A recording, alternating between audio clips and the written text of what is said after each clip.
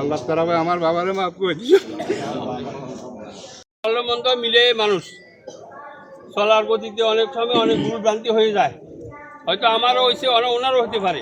তো আল্লাহ তাআলা আপনাদের কাছে আমি মাফ চাইছি, ওনাকে আল্লাহ তাআলা মাফ করে দেন। আর যারা এলাকাবাসী আমার আত্মীয় স্বজনের মধ্যে যদি কোনো লেনদেন থাকিয়ে থাকে, ওনার ছেলে আছে, সবাই এখানে দাঁড়ানো আছে, ইনশাআল্লাহ ওনাদের সাথে যোগাযোগ করবেন, ওনারা পরিশোধ করে দেবেন।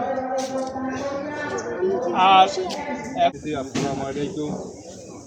আমার বাবা আজ সকাল 5টার সময় শুরুতে ইন্তেকাল করেছে। আমার বাবা দীর্ঘ 85-86 বছর বয়সে মারা গেছে। এই বয়সের মধ্যে আপনাদের সবার সাথে, ছোটো বড় সবার সাথে বেশ রকম চলাফেরা করেছে এলাকাতে।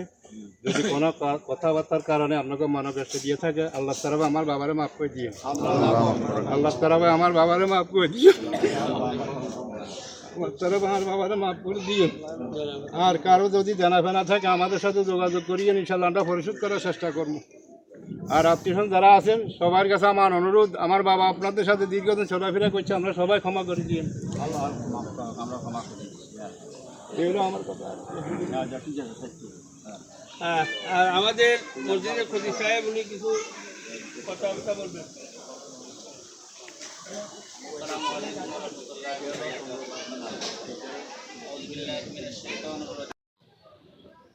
পারিবারিক সিদ্ধান্ত অনুযায়ী আজকে জানামার মাধ্যমে আমাদের এলাকার কৃষি সন্তান জনাব কারি আব্দুল মালিক সাহেব, তো আমি ওনাকে অনুরোধ করবো সময় আমাদের দরকার আছে, সংক্ষিপ্ত আকারে কিছু বলেন।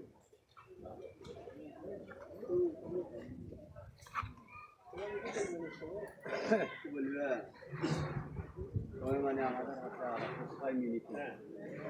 যাই হোক, আলহামদুলিল্লাহ